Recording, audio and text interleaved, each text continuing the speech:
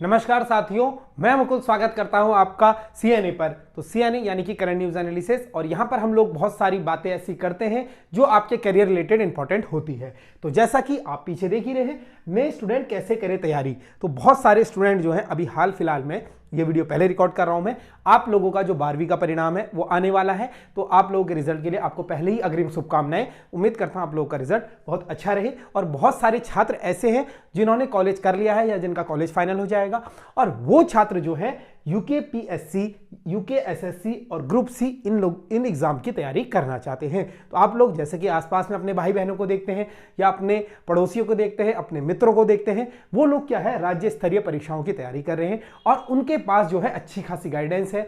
अगर जिसके पास बड़े भाई बहन है उसके लिए तो आसान है ना, वो पूछ सकता है अपने बड़े भाई बहन से, या किसी के अच्छे दोस्त हैं, किसी के रिश्तेदारी में बहुत सारे लोग गवर्नमेंट जॉब में ऑलरेडी हैं जो तैयारी कर रहे हैं, तो वो लोग उनसे गाइडेंस दे सकते हैं। ये वीडियो उनके लिए तो है ही जो ऑलरेडी जिनके भाई बहन जिनको गाइड कर रहे हैं, और खास तौर पर यह वीडियो उन छात्रों के लिए है जो छात्र कहीं से गाइडेंस नहीं ले पाते हैं, जो अक्सर हमारे ग्रामीण इलाकों में होते हैं, जिन्हें यह नहीं पता होता है कि 12वीं के बाद आखिर हम करें क्या। तो आप लोगों का यह काम है, जो भी छात्र इस वीडियो को देख रहा है वो छात्र इस वीडियो को अधिक से अधिक शेयर करें। चाहे तो आप अपने व्हाट्सएप पर स्टेटस लगाएं, चाहे अपने ग्रुपों में भेजें, चाहे फेसबुक पर शेयर करें। आपसे मेरी एक दरख्वास्त है, रिक्वेस्ट है, आज तक मैं आप लोगों से बोलता नहीं हूं कि वीडियो शेयर करें, चैनल सब्सक्राइब करें या लाइक करें, कुछ भी ना करें। मैं आपकी मर्जी पर यह छोड़ देता हूं, क्योंकि अक्सर हम लोग भी यूट्यूब चलाते हैं, जो हमें अच्छा लगता है हम खुद ही सब्सक्राइब करते हैं, खुद ही लाइक करते हैं, हम किसी के दबाव में आकर नहीं करते हैं। तो मेरा मानना यह है कि बोलने से कुछ फर्क नहीं पड़ता है। बस रिक्वेस्ट कर रहा हूं मैं आप लोगों से, ये वीडियो उन छात्रों तक जाना चाहिए जो छात्र जो है गाइडेंस के अभाव में तैयारी नहीं कर पाते हैं। आपने देखा होगा अक्सर कि कोई छात्र पढ़ने में अच्छा होता है या ठीक एवरेज होता है, उसे पता नहीं होता है करे क्या। 12वीं के बाद वो भटकता है, इधर भटकता है, उधर भटकता है। तो यहां पर मैं कोशिश करूंगा कि हर एक डाउट जो है जो आप लोगों के हैं उन सभी डाउटों को क्लियर करा जाए, और अपना पर्सनल नंबर दूंगा ताकि आप लोग मुझसे क्वेश्चन पूछ पाए कि मैं नया तैयारी में हूं, मैं कैसे तैयारी करूं। ठीक है, तो ये वीडियो उन लोगों के लिए स्पेशली होने वाला है जो 12वीं के बाद भटकते हैं, इधर उधर जाते हैं, या फिर ये उन लोगों के लिए है जो कॉलेज के बाद भटकते हैं, या फिर कोई भी छात्र जो है चाहे वो किसी भी उम्र में हो। बहुत सारी महिलाएं हैं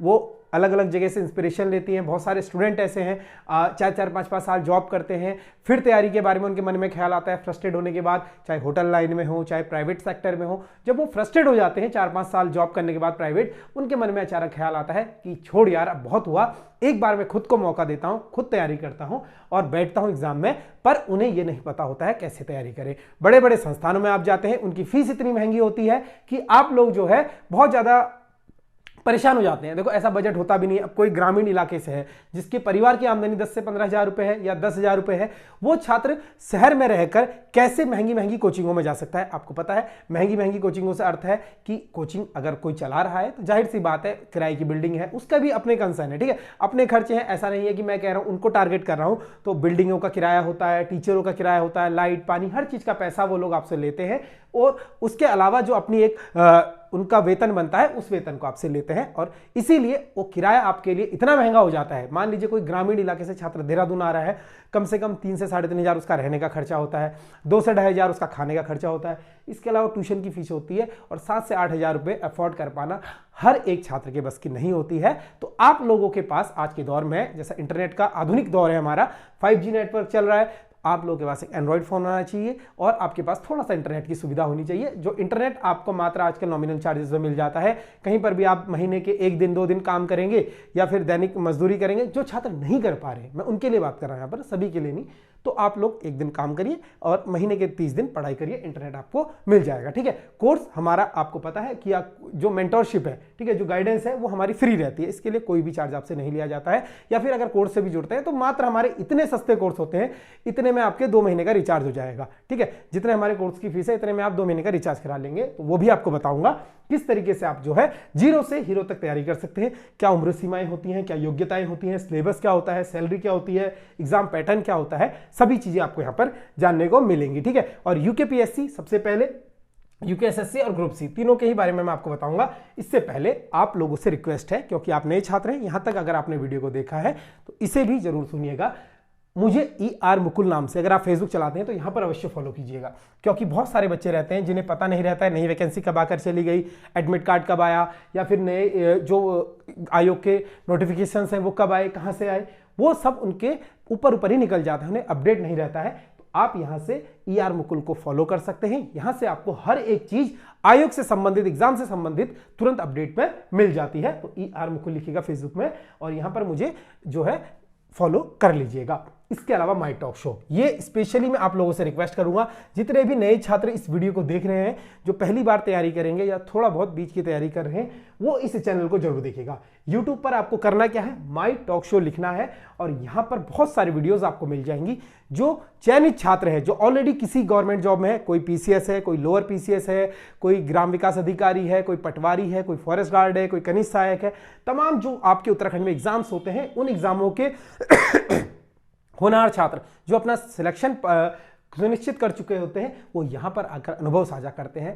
कैसे वो लोग भी होटलों में काम करते थे फिर एग्जाम निकाला, कैसे वो लोग ग्रामीण पृष्ठभूमि से थे फिर एग्जाम निकाला, कैसे जॉब के साथ एग्जाम निकाला। तो बहुत सारे छात्र आपको यहां पर ऐसे मिल जाएंगे जिनकी कहानी आपसे मिलती जुलती होगी और आपको एक हौसला देगी किस प्रकार से आप तैयारी कर सकते हो, किस प्रकार से उस तैयारी में आप ऊपर उठ सकते हो। ठीक है, कभी कभी होता है हमारा मोरल डाउन होता है, तो यहां से आपको इतना सब कुछ सीखने को मिलेगा कि आप लोग का जो मोरल है वो अपने आप ही बूस्ट हो जाएगा। तो उत्तराखंड का एकमात्र ऐसा चैनल है जहां से आप इंस्पिरेशन स्टोरियां सुनते हो और उन कहानियों का हिस्सा आप भी बनते हो। और मैं उम्मीद करूंगा इन कहानियों को सुनने के बाद आप इतना मोटिवेट हो, कोई गवर्नमेंट एग्जाम निकालें और फिर से आप यहां पर आकर अपना अनुभव लोगों से साझा करें। ठीक है, इसके अलावा शुरू में ही बता रहा हूं, मेरा व्हाट्सएप नंबर ये रहा, जो भी छात्र कुछ पूछना चाहते हैं इस नंबर पर पूछ सकते हैं और मैसेज तुरंत रिप्लाई ना आए तो समझ जाइएगा, जैसे ही आप कंसर्न है मैसेज के रिप्लाई को लेकर, ऐसे ही हजारों छात्र जो इस वीडियो को देख रहे हैं वो भी मैसेज कर रहे हैं। तो सभी को एक साथ रिप्लाई करना पॉसिबल नहीं है, तो कोशिश करता हूं धीरे धीरे सभी को रिप्लाई कर पाऊं। तो शुरुआत करेंगे हम लोग इस सेशन की। इससे पहले जैसा कि मैंने बताया कि कुछ छात्र ऐसे भी होते हैं, कुछ मेंटोर यहां पर लाता हूं मैं। ठीक है, कुछ टीचर भी होते हैं जो यहां पर आते हैं, अमित कुमार सर, जिनके बारे में आप लोग नहीं जानते हैं तो इनका वीडियो देखिएगा। पहले पुलिस कांस्टेबल की नौकरी करी, उसके बाद SI बने, फिर कभी जो है प्राइमरी स्कूल में टीचर रहे, उसके बाद अपर PCS, लोअर PCS और लगातार इनका सफर जारी है। ठीक है, तो यहाँ पर बहुत सारे जो बिना कोचिंग के निकाला, किसी ने 6 महीने में निकाला, किसी ने अलग अलग तैयारी करी छात्रों ने, ये सब आपको माई टॉक शो पर सुनने को मिल जाता है। ठीक है, तो आगे चलेंगे हम लोग एग्जाम की तैयारी के ऊपर। अब यहां पर मैं बात करूंगा 12th वाले छात्रों की। ठीक है, तो सबसे पहले 12वीं के जो पास कर चुके हैं, ठीक है, ये कहानी मैं आपको, कहानी नहीं, मैं इस तरीके से बताऊंगा कि आप लोग जो है खुद से रिलेट कर पाओगे। ठीक है, खुद से समझ पाओगे। तो सबसे पहले अगर मैं आपको बात करूं तो 2 चीजें आपके पास होती हैं। ठीक है, 2 तैयारियां आपके पास होती है, एक तो होता है UKSSC और एक होता है UKPSC। ये 2 चीजें होती हैं। दोनों में डिफरेंस क्या है? दोनों में डिफरेंस ये है, कुछ समय पहले आपका UKSSC आयोग थोड़ा बदनाम हो गया था, उस चीज को छोड़ दीजिए, अब अच्छी तरीके से काम कर रहा है, समय पे पेपर कराता है, समय पे रिजल्ट निकालता है। उन चीजों को मैं आपको समझाऊंगा नहीं यहां पर। बाकी हम यहां पर बात करते हैं UKPSC जो होता है आपका संवैधानिक बॉडी है। ठीक है, एक कॉन्स्टिट्यूशनल बॉडी है और ये एग्जाम जो कंडक्ट कराती है ये ख लेवल के कराती है। ठीक है, यानी ग्रुप B लेवल के करवाती है मैक्सिमम। अगर इसके एग्जाम्स की हम बात करें तो इसके एग्जाम कौन कौन से होते हैं? अपर PCS, ठीक है, अपर PCS ये करवाता है, लोअर PCS ये करवाता है। इसके अलावा जो आपका लेक्चरार होता है, ठीक है, लेक्चरार होता है या प्रवक्ता जिसे हम बोलते हैं हिंदी में, ठीक है, प्रवक्ता जिसको हम बोलते हैं, उसके एग्जाम ये करवाता है। इसके अलावा ये आपके EO अधिशासी अधिकारी आपने देखा होगा, ठीक है, उसके पेपर करवाता है। या फिर आपके जो भी बड़े लेवल के एग्जाम रहते हैं, ठीक है, API की भर्ती ये करवाता है या फिर पॉलिटेक्निक लेक्चरार की भर्ती ये करवाता है। तो जितने भी आपके जो आपके क्या कहते हैं राजपद अधिकारी या गेस्टेड ऑफिसर वाले पद होते हैं, सभी के पेपर ये करवाता है। और इसके अलावा जो अलग अलग वैकल्पिक पेपर है, जैसे कि अगर मैं बात करूं AE का एग्जाम, ठीक है, उत्तराखंड AE होता है, आपको पता है, वो भी यही करवाता है। टेक्निकल के बहुत सारे पेपर ये करवाता है। ठीक है, जो आपके बड़े बड़े अधिकारियों के पेपर होते हैं वो यही करवाता है। तो जितने भी बड़ी लेवल की पोस्टें होती है, PCS, अपर PCS, लोअर PCS, लेक्चरर या फिर जो भी आपके बड़े लेवल की तैयारी होती है, और जो छात्र बड़े लेवल की तैयारी करता है, मेरा यह मानना है कि उसे इतनी गाइडेंस की आवश्यकता नहीं होती है, क्योंकि वो छात्र कहीं ना कहीं ऐसे माहौल में रहा होता है, तभी वो इन चीजों को टारगेट कर पाता है।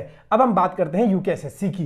तो UKSSC बेसिकली आपके ग्रुप C, ठीक है, ग्रुप सी या समूह गौ के पेपर करवाता है। इन पेपरों में सबसे ज्यादा जो वैकेंसीज हमारे उत्तराखंड में आती है, किसकी आती है? वन आरक्षी की आती है। ठीक है, वन आरक्षी यानी कि हम बात कर रहे हैं फॉरेस्ट गार्ड की या वन बीट अधिकारी की हम बात कर रहे हैं। सबसे ज्यादा वैकेंसी इसकी आती है। इसके बाद जो सबसे ज्यादा वैकेंसी आती है कनिष्ठ सहायक की आती है। ठीक है, कनिष्ठ सहायक की वैकेंसी आती है सबसे ज्यादा इसमें। इसके बाद अगर हम बात करें इसमें ये कौन सा एग्जाम कराता है? पटवारी। ठीक है, पटवारी या लेखपाल, ये लेखपाल या पटवारी के एग्जाम भी यही करवाता है। इसके अलावा हम बात करें दरोगा, उत्तराखंड एसआई, फिलहाल तो जो आपका यूके इस बार का एग्जाम तो ये करवा रहा है यूके पीएससी, क्योंकि आपको पता है धांधली के बाद सारे इसके एग्जाम इसको ट्रांसफर हो गए थे, लेकिन करवाता यही है। इसके अलावा पुलिस कांस्टेबल, ठीक है, पुलिस कांस्टेबल का एग्जाम करवाता है। इसके अलावा आपका आबकारी के जो आरक्षी होते हैं, ठीक है, आबकारी आरक्षी का एग्जाम होता है, या फिर परिवहन आरक्षी के एग्जाम होते हैं, या फिर आपके जो टेक्निकल एग्जाम है, टेक्निकल मतलब जेई के एग्जाम, ठीक है, ड्राफ्टमैन के एग्जाम ये करवाता है, जो आपके आईटीआई बेस रहते हैं या पॉलिटेक्निक बेस रहते हैं, जेई के एग्जाम ये करवाता है। इसके अलावा वेरियस साइंस के एग्जाम ये करवाता है, जैसे कि आपने देखा होगा हाल फिलहाल में पशुधन प्रसार अधिकारी। इसके अलावा ये सबसे बड़ा एग्जाम जो इसका रहता है एलटी का रहता है। ठीक है, एलटी का एग्जाम ये करवाता है ना। तो बहुत सारे एग्जाम ये करवाता है, और इन्हीं एग्जामों में जो भी छात्र तैयारी कर रहे हैं इन्हें हम बोलते हैं वनडे एग्जाम। वनडे एग्जाम क्यों बोलते हैं? मान लीजिए वन आरक्षी 100 नंबर का पेपर सिलेक्शन, कनिष्ठ 100 नंबर का पेपर सिलेक्शन, इनका 100 नंबर का पेपर होता है और डायरेक्ट सिलेक्शन होता है, ना कोई इंटरव्यू होता है, ना कुछ आपकी चीजें होती है। बात करें इन एग्जामों में, इन एग्जामों में आपका एक पैटर्न होता है, पहले आप प्री देते हो, फिर मेंस देखते हो, फिर इंटरव्यू होता है, फिर आपका एग्जाम होता है। तो लंबा प्रोसेस है। किन्हीं किन्हीं एग्जाम में इंटरव्यू नहीं होता है, लेकिन प्री मेंस का चक्कर होता है ना। तो ये चीजें आपकी यहाँ पर होती हैं, और इन दोनों में उम्मीद करता हूँ आपको अंतर पता लग गया होगा। ये आपकी अलग अलग स्केल की होती है, जैसे ये 2000 ग्रेड पे की रहती है, ये भी 2000, पटवारी लेखपाल 2800 grade pay, SI 4600 grade pay, ठीक है, पुलिस कांस्टेबल 2000 ग्रेड पे। ये सब आपको बाद में बताऊंगा किसी अलग वीडियो में कि सैलरी क्या रहती है, क्या ग्रेड पे रहता है। फिलहाल के लिए इतना समझिए कि आपके दोनों जो आयोग हैं ये आपके ये पेपर करवाते हैं। अब आपने देखा होगा कि यहां से अगर मैं बात करूं, कोई एक होनहार छात्र है जिस अच्छी आर्थिक स्थिति है, या फिर जिसको 2-3 साल तैयारी को देने हैं, क्योंकि कोई भी एग्जाम आपका बिना तैयारी के नहीं निकलता है। किसी भी एग्जाम के लिए धैर्य सबसे जरूरी होता है। सरकारी एग्जाम का नाम ही धैर्य होता है। ये नहीं आपने सोचा आज पढ़ने लग जाऊं, 6 महीने पढ़ लिया और 6 महीने बाद कोई भी पेपर निकल जाए, बहुत रेयर है। 10 में से एक छात्र ऐसा कर पाएगा, या मैं कहूं तो 50 में से एक छात्र कर पाएगा। लेकिन 50 में से अगर 45 प्लस छात्रों को रिजल्ट चाहिए, तो पहले 1 साल आप परीक्षा मतलब तैयारी कीजिए, अच्छे से सिलेबस खत्म कीजिए, फिर 6 महीने रिवीजन कीजिए, फिर एक प्रोसेस के थ्रू आप लोग एग्जाम सारे निकलते रहेंगे। अब इन दोनों एग्जाम में से बहुत सारे एग्जाम ऐसे होते हैं जिनका आप इनकी तैयारी करो ये भी निकल जाएगा, इनकी तैयारी करो ये भी निकल जाएगा। लेकिन इन एग्जामों में तरीका क्या रहता है, ये बहुत थोड़ा सा टफ ये बनते हैं एज कंपेयर टू इन एग्जामों के। ठीक है, ये एग्जाम थोड़ा इजी इसलिए बनते हैं क्योंकि यहाँ पर 2-3 फेज में होता है। ये टफ इसलिए बनते हैं क्योंकि ये एक ही फेज में होता है और आपका एक ही एग्जाम दो, सीधा नौकरी पाओ। ठीक है, तो यहां पर आपका कंफ्यूजन क्लियर हो गया। इसके अलावा जो भी डाउट्स है वो आप लोग मुझसे पूछ सकते हैं। ठीक है, हम यहां पर बात करते हैं, अब कोई छात्र है वो तैयारी कर रहा है 12वीं के बाद। ठीक है, 12वीं के बाद अब उसने टारगेट क्या करा है, हम पहले यूके एसएससी की बात करेंगे, अगली वीडियो में यूके पीएससी की बात कर लेंगे। ठीक है, क्योंकि लंबा वीडियो हो जाएगा, आप लोग भी अधिक वीडियो देख नहीं पाओगे, शॉर्ट वीडियो रखूंगा। अब यूके एसएससी की कोई छात्र अगर तैयारी कर रहा है, मान लीजिए वो 12वीं का छात्र है, 12वीं के बाद उसके कौन से एग्जाम होंगे, फॉरेस्ट गार्ड का एग्जाम होगा, ठीक है, कांस्टेबल का एग्जाम होगा और कनिष्ठ सहायक का एग्जाम होगा। ठीक है, ये आपके सभी एग्जाम होंगे 12वीं बेस, यानी 12वीं के तुरंत बाद आप इन एग्जामों की तैयारी कर सकते हो और अपना सिलेक्शन जो है सुनिश्चित कर सकते हो। इसमें ही कुछ एग्जाम जैसे कि पटवारी, ठीक है, पटवारी के हो गया, एसआई हो गया, या फिर आपके जो बड़े बड़े दूसरे एग्जाम मैंने आपको बताए, आबकारी एसआई हो गया, इन एग्जामों के लिए आपको ग्रेजुएशन चाहिए। ठीक है, या फिर वीडियो का एग्जाम, सॉरी वो तो भूल गया था, वीपीडीओ, ठीक है, सबसे बड़े बड़े एग्जाम है। और वीपीडीओ के साथ साथ आजकल आयोग ने करा क्या है, स्नातक स्तरीय जिसको बोलता है, यानी ग्रेजुएशन लेवल। उसी ग्रेजुएशन लेवल में बहुत सारी पोस्टें ऐसी रहती हैं अलग अलग विभागों की, कोई 4200 ग्रेड पे की रहती है, कोई 2800 की रहती है, ठीक है, कोई 2400 की रहती है। तो अलग अलग एग्जाम में अलग मतलब एक ही एग्जाम होता है, क्लब एग्जाम जिसे बोलते हैं, और अलग अलग ग्रेड पे की नौकरी होती है। इसके लिए आपको ग्रेजुएशन चाहिए होता है। अब दो तरह के छात्र होते हैं, मैं दोनों छात्रों को लूंगा यहां पर। अब पहले छात्र की मैं बात कर रहा हूं जिनकी आर्थिक स्थिति सही नहीं है, जो ग्रामीण पृष्ठभूमि से हैं, या फिर कोई छात्र ऐसे होते हैं जो ज्यादा पढ़ना नहीं चाहते हैं, उनका टारगेट ये होता है यार चलो 12वीं हो गई, भर्ती मारते हैं, पुलिस में भर्ती हो जाए, या वर्दी वाली नौकरी हो जाए, या फिर कोई ऐसी नौकरी मिल जाए जिससे मैं अपने परिवार को आर्थिक मदद दे पाऊं और उसके बाद मैं अपनी तैयारी दोबारा से कर पाऊं। तो उन छात्रों के लिए पहले यहां पर हम बात करेंगे। 12वीं के बाद आपका टारगेट सबसे पहले होना चाहिए कि आप लोग पुलिस कांस्टेबल, कनिष्ठ सहायक या फॉरेस्ट गार्ड, इसकी वैकेंसीज लगातार आती हैं, इसके एग्जाम आपको हर साल देखने को मिल जाएंगे। कांस्टेबल इनमें से शायद हो सकता है कि 2-2, 3-3 साल में आए, ठीक है, पिछली बार तो बहुत सालों में आया, और फॉरेस्ट गार्ड का 2-2 साल में आ ही जाता है ऑलमोस्ट, ठीक है। तो अभी जैसे कि 900 1000 वैकेंसी आई और आता है, तो इतनी सारी वैकेंसीज लेकर आता है ना, इसमें सिलेक्शन होने के चांसेस बहुत ज्यादा रहते हैं। इन तीनों एग्जामों में भर भर के वैकेंसीज आती हैं। इस बार आपका फॉरेस्ट गार्ड में 900 पद थे, ठीक है, 894 पद थे, कांस्टेबल में आपके 1500 पद थे, कनिष्ठ सहायक आपका 2 बार हुआ, 746 एक बार हुआ, 500 वाला एक बार हुआ, और नया कनिष्ठ सहायक आने वाला है, लगभग 500 पद उसमें भी होंगे। तो आप देख लो, बल्क में एग्जाम होते हैं और इसमें निकलने की सबसे ज्यादा चांसेस होती हैं 12वीं के छात्र। अब इसकी तैयारी वो कैसे करें, अब मैं आपको बताता हूं, ठीक है। तो अब यहां तक हो गया आपकी। तो सबसे पहले आपको करना क्या है, देखो, चाहे आप गांव में रहो, शहर में रहो, 2 ऑप्शन है आपके पास। एक, वो छात्र जो गांव से शहर आ जाते हैं तैयारी करने, बड़े बड़े कोचिंग सेंटरों में चले जाते हैं, चाहे आप कुमाऊं के हैं तो हल्द्वानी आपका सेंटर है, गढ़वाल के हैं तो देहरादून आपका सेंटर है। आप लोग देहरादून या हल्द्वानी पहुंचते हैं, फर्स्ट क्लास जाकर एक पहले अपने मित्रों से मिलते हैं, यार भाई यहाँ कोचिंग करनी है, पहले से ही नाम आपको पता रहता है, अलाना फलाना कोचिंग है, ये अच्छी करवाता है, इसका रिजल्ट रेशो बहुत अच्छा है, बड़े बड़े होर्डिंग लगे रहते हैं, 100 से अधिक सिलेक्शन दिए, 200 सिलेक्शन दिए, बहुत बड़े बड़े पोस्टर टांग देते हैं। तो सबसे पहली बात है, एडवर्टीजमेंट पर कभी मत जाना, क्योंकि जो चीज़ जितनी दिखती है उतनी बिकती है, ठीक है। तो मतलब मेरा ये कहने का मतलब नहीं है कोचिंगें बेकार है, ऐसा होता है कि जाहिर सी बात है उन्होंने स्टूडेंटों का सिलेक्शन दिया है, पर उनमें स्टूडेंटों की भी उतनी मेहनत है जितनी कोचिंग वालों की है। तो ये सोचकर मत जाइएगा कि वहां चले जाऊंगा मेरा सिलेक्शन अपने आप हो जाएगा, मेहनत आपको ही करनी है, क्योंकि उन इंस्टीट्यूटों ने अगर 100 सिलेक्शन दिए हैं तो 100 सिलेक्शन आउट ऑफ 1000 दिए होंगे, है ना। जितना बड़ा संस्थान उतनी ज्यादा भीड़ और उतने ही ज्यादा सिलेक्शन, ठीक है। तो रेशियो अभी भी यहाँ पर मात्र 10% बच्चों का भी सिलेक्शन नहीं होता है, ठीक है।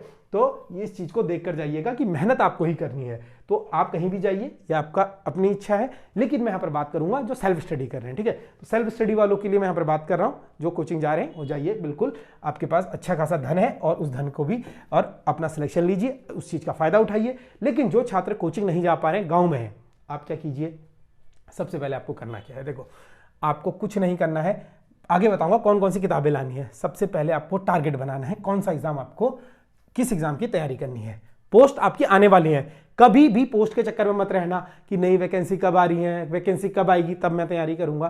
क्योंकि होता क्या है, अक्सर हम लोग सोचते हैं जब वैकेंसी आएगी, देखो वैकेंसी आने के बाद हर कोई तैयारी करता है, लेकिन वैकेंसी से पहले जो तैयारी करता है वही छात्र का सिलेक्शन होता है। क्यों होता है? क्योंकि रीजन है, आप पहले से तैयारी कर रहे हो। एक है ना कि जैसे आपको पता है अब अचानक से क्या हुआ, वर्ल्ड कप चल रहा है, अब एक टीम है जो पहले से प्रैक्टिस कर रही है, साल भर प्रैक्टिस कर रही है, एक टीम अचानक बोल रहा है कि यार जब डेट अनाउंस हो जाएगी वर्ल्ड कप की तब हम प्रैक्टिस करेंगे।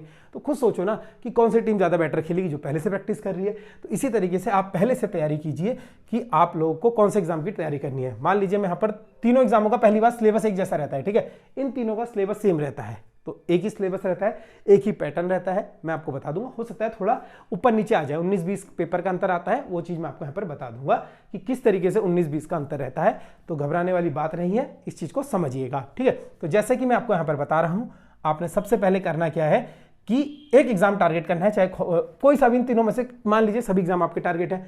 अब डेट किसी एग्जाम की नहीं आई है, सबसे पहले आपको करना क्या है, अगर कांस्टेबल की तैयारी कर रहे हो तो इसमें फिजिकल जरूर होता है, ठीक है, फिजिकल होता है और फिजिकल पहले ही होता है, बाद में आपका पेपर होता है।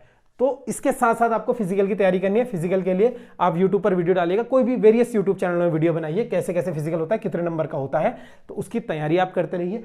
अब हम यहाँ पर पढ़ने की बात कर रहे हैं, ठीक है। आपका सिलेबस क्या है, सबसे पहले आपको हिंदी आती है इसमें, ठीक है, इसमें उत्तराखंड आती है, इसमें जीएस आती है, इसमें रीजनिंग आती है, ठीक है, इसमें कंप्यूटर आती है और इसमें करंट अफेयर आती है। इतनी चीजें आपको पढ़नी ही पढ़नी पड़ेंगी। अब हो सकता है कुछ छात्र आपके हिंदी मीडियम के हों, कुछ इंग्लिश मीडियम के हों, ठीक है, पहले से ही आप लोगों ने हिंदी पढ़ी होगी, तो उस हिंदी से ऊपर उठकर आपको अब पढ़ना है, ठीक है। वो हिंदी यहां पर आती है 7वीं 8वीं वाली, जो आप बिल्कुल इग्नोर कर चलते हो ना स्कूल टाइम पर, कॉलेज टाइम पर, कि आज छोड़ना कहाँ काम आनी है। तो यहाँ पर 7वीं 8वीं कक्षा की हिंदी आएगी, जो शुरू से आपको व्याकरण पढ़नी पड़ेगी, संज्ञा सर्वनाम क्रिया विशेषण, और उसके क्वेश्चन इतने टफ आते हैं कि आपको खुद पता लग जाएगा। डरा नहीं रहा हूं, बता रहा हूं, ठीक है। और उत्तराखंड आपका यहां पर आता है, क्योंकि आपका पेपर 100 नंबर का होता है, तो 100 नंबर में से 20 नंबर की हिंदी आती है, ठीक है। आपको यहीं से बताता हूं, ठीक है, छोड़ो, ऐसे ही आपको बता देता हूं कितने कितने नंबर का क्या क्वेश्चन आते हैं, ठीक है। तो आपकी एक क्वेश्चन 1 नंबर का रहता है। सबसे पहली बात, एक क्वेश्चन 1 नंबर का रहता है। हिंदी आपकी 20 नंबर की आती है, यानी 20 क्वेश्चन आते हैं। उत्तराखंड आपकी 40 नंबर की आती है, यानी 40 क्वेश्चन आते हैं। जीएस का मतलब क्या है? जनरल अवेयरनेस या जनरल साइंस जिसे आप कहते हो। इसमें हिस्ट्री, ज्योग्राफी, पॉलिटी और इकोनॉमी चारों सब्जेक्ट होते हैं, ठीक है। हिस्ट्री, ज्योग्राफी, पॉलिटी, इकोनॉमी, तो इसको मिलाकर आपके लगभग हर सब्जेक्ट से 4 से 5-5, 6-6 नंबर के क्वेश्चन बनते हैं। तो 22 प्लस क्वेश्चन इसमें आते हैं, ठीक है। हो सकता है 25 आ जाए, हो सकता है 22 आ जाए। रीजनिंग फिक्स रहती है, तार्किक शक्ति, ठीक है, जो आपका जो यहां पर आती है 10 नंबर की आती है, ये भी कंफर्म है 10 नंबर का आना। और कंप्यूटर की अगर मैं बात करूं, 5 से 6 नंबर की कंप्यूटर आती है और 5 से 6 नंबर का आपका करंट अफेयर भी आता है। हो सकता है 100 से ज्यादा हो जाए, क्योंकि यहां पर क्या होता है ना, जीएस और इसमें बैलेंसिंग कर लेते हैं वो लोग। तो यहां पर ये मत सोचना कि 110 बार बता दिया आपने भाई, ऐसा नहीं है कुछ। तो इसको आप अपने हिसाब से बैलेंसिंग कर लेना, क्योंकि यहां पर सिलेबस आपका ये रहता है, क्योंकि 4-5 करंट अफेयर के क्वेश्चन आते हैं, 4-5 कंप्यूटर के आते हैं, 10 क्वेश्चन रीजनिंग के आते हैं, 22 जीएस के आते हैं। अब आपको टारगेट कैसे करना है? देखो, 2 तरह के छात्र रहते हैं। एक छात्र क्या होता है, जो हर सब्जेक्ट को पढ़ता है और अच्छे तरीके से पढ़ता है और अपना सिलेक्शन ले लेता है। अब एक छात्र स्मार्ट स्टडी क्या होती है? कुछ छात्र ऐसे होते हैं, अब जो साइंस बैकग्राउंड के होंगे, जिनकी जीएस कमजोर होगी, ठीक है, उनको जीएस शुरू पढ़ने में आलस आएगा, मजा नहीं आएगा, परेशान हो जाएंगे, वो इसको थोड़ा सा अवॉइड कर चलेंगे। लेकिन उन्हीं छात्रों को क्या रहता है, रीजनिंग अच्छी रहती है, कंप्यूटर अच्छी रहती है, या फिर जो भी चीज अच्छी रहे। सबसे पहले आपको स्ट्रॉन्ग क्या करना है, उत्तराखंड को करना है। उत्तराखंड देखो, वेटेज के हिसाब से चलना है। अब ये नहीं दिन रात उत्तराखंड पढ़ना है। 40 नंबर की अगर ये आ रही है ना, तो ये पोर्शन आपको ऐसा होना चाहिए, बिल्कुल कंठस्थ होना चाहिए। इसे 40 में से आपको टारगेट क्या करना है, अब मैं आपको टारगेट भी बताऊंगा। 40 में से आपको टारगेट करना है कि कैनी हाउ आपके 32 से अधिक नंबर आए। अब आप सोच रहे हो 38 भी तो आ सकते हैं, बिल्कुल आ सकते हैं, लेकिन उत्तराखंड ऐसी बनती है ना, जब आप पढ़ोगे तो आप खुद समझ जाओगे कि कहां कहां से प्रश्न बन रहे हैं। 32 एक सिलेक्शन वाला स्कोर होता है, ठीक है। और हिंदी ऐसी आती है, अब नया पैटर्न आ चुका है एग्जाम का, क्योंकि यूपीएससी नए पैटर्न से एग्जाम करा रहा है, तो 14 या 15 प्लस, ठीक है, 15 या 16 प्लस मान लो। 16 प्लस बहुत अच्छा स्कोर माना जाता है हिंदी में। 16 आपके यहां से हो गए, ठीक है।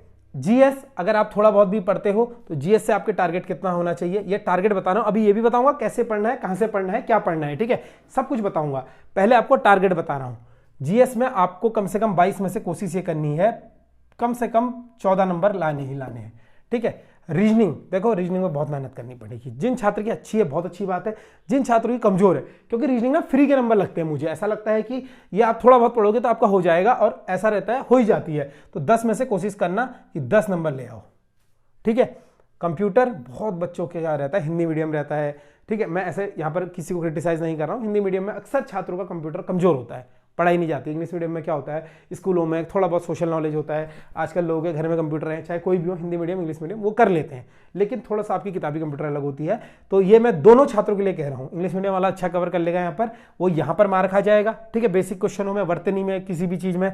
लेकिन हिंदी मीडियम वाला यहाँ पर एडवांटेज खाएगा। तो यहाँ पर आप मानकर चलो दोनों छात्र 3 नंबर ले आएगा।